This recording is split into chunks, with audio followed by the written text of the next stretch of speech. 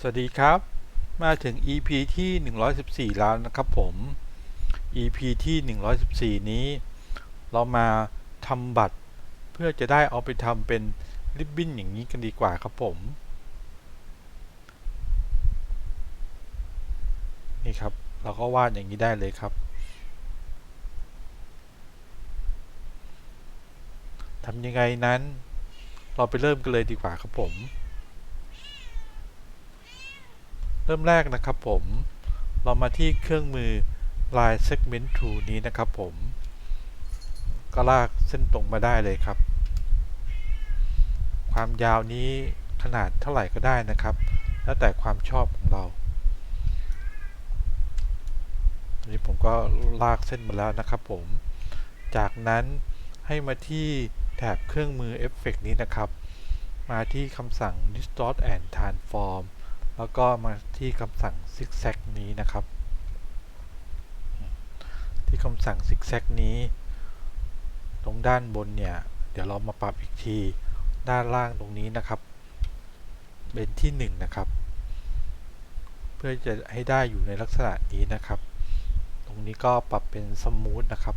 ให้เขาได้โค้งๆเคิร์ฟๆส่วนความสูงของนี้ก็แล้วแต่ความชอบเราละกันนะครับผมปรับที่23นะครับผมกดปุ่มโอเคครับจากนั้นก็มาที่แถบเครื่องมือนะครับมาที่ Object นะครับมาที่คำสั่ง Expand Appearance นะครับผมแล้วก็เราจะได้เป็นอย่างนี้มาเราก็มาที่คำสั่ง Reflect Tool นี้นะครับผมเลือก Reflect Tool แล้วก็กดปุ่ม Enter นะครับแล้วเลือกเป็น Horizontal นะครับเพื่อพลิกเขากลับมานะครับกดปุ่ม Copy นี่ครับตอนนี้เราก็ได้มา2เส้นนี้นะครับลากเลือกทั้ง2เส้นนะครับคลิกขวาเลือกจอยนะครับเพื่อให้เขาได้เชื่อมติดกันนะครับฝั่งนี้ยังไม่ได้ติดกันนะครับ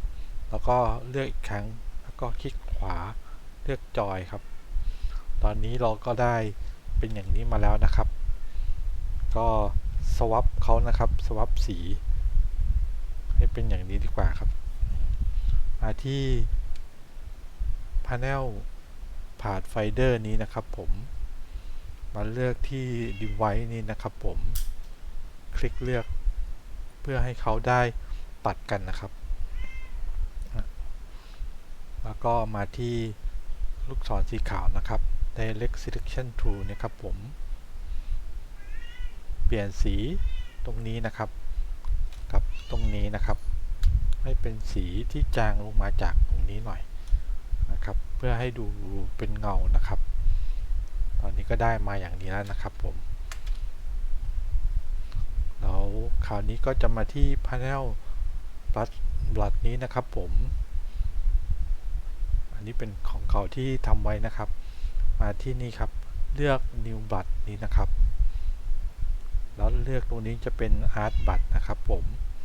กดปุ่มโอเคครับ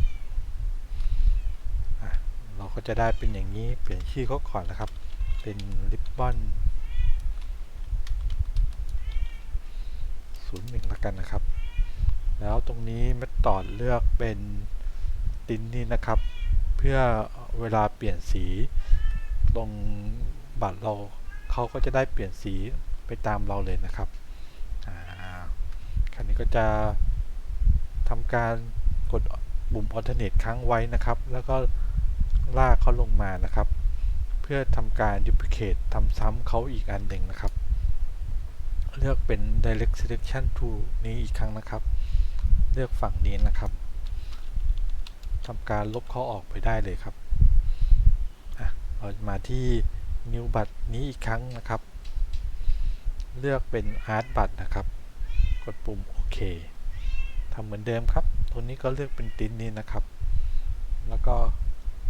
ชื่อเป็น Ribbon 2แล้วกันนะครับ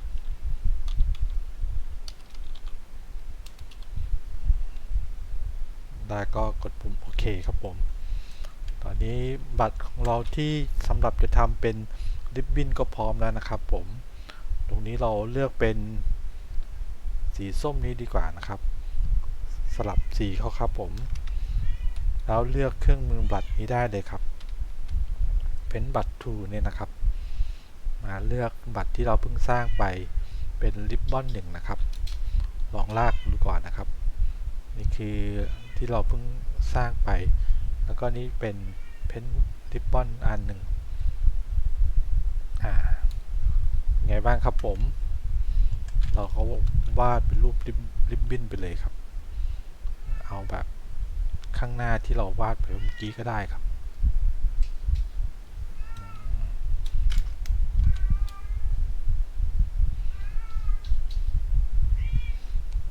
อันนี้ก็เลือกเป็นโค้งๆหน่อยครับ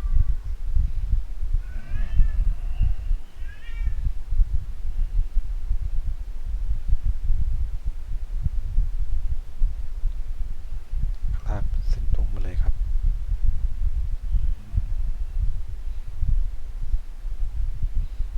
ปรับเขาให้เล็กลงก็ได้นะครับถ้าเกิดดูแล้วเขาใหญ่ไปเป็นไงบ้างครับผมการทำริบบอนเพื่อจะทำบัตรเป็นริบบอนนี้ไม่ยากเลยใช่ไหมครับผมลองเอาไปทำกันดูนะครับทำกันได้หลายแบบเลยครับผมสำหรับ EP นี้ถ้าเกิดชอบยังไงเนี่ยฝากกดไลค์กดแชร์กด Subscribe ด้วยแล้วกันนะครับผมสำหรับ EP หน้าจะเป็นเรื่องอะไรนั้นฝากติดตามด้วยแล้วกันนะครับสำหรับ EP นี้สวัสดีครับ